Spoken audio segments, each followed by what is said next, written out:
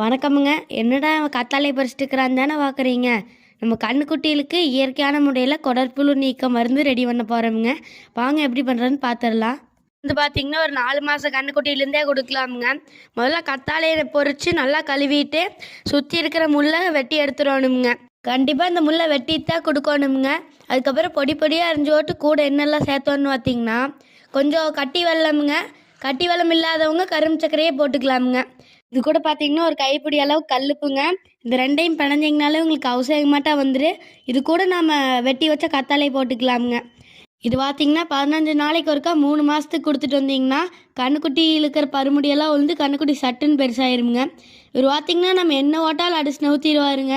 இவருக்கெல்லாம் நம்ம வாயை பிடிச்சி உள்ள தள்ளணும்னே இல்லைங்க. கொடுத்தோம்னா அவரே சாப்பிட்ருவாருங்க. இது 4 மாதம் கண்ணுக்குட்டியிலேருந்தே கொடுக்கலாமுங்க. இது ஒரு கண்ணுக்குட்டிக்கான அளவுங்க. இந்த கன்றுக்குட்டி நான் பழைய வீடியோவில் பார்த்துருப்பீங்க. பழைய வீடியோவில் இருந்ததுக்கும் இப்போ இருக்கிறதுக்கும் நல்லா மாற்றம் தெரியுங்க. இப்போ நல்லா பருமுடியெல்லாம் வந்து நெகு நெகுன்னு ஆயிடுச்சுங்க.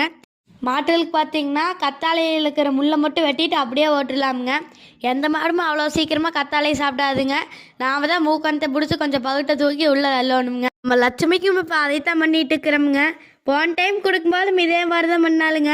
மாதமாக நம்ம கண்ணுக்குட்டிகளுக்கு இதே தான் கொடுத்து பார்த்தோமுங்க. ரிசல்ட் அருமையாக இருந்துச்சுங்க. அதனால தான் உங்கள்கிட்டயும் ஷேர் பண்ணுறோமுங்க. வீடியோ பார்க்குற எல்லாத்துக்கும் ரொம்ப நன்றிங்க.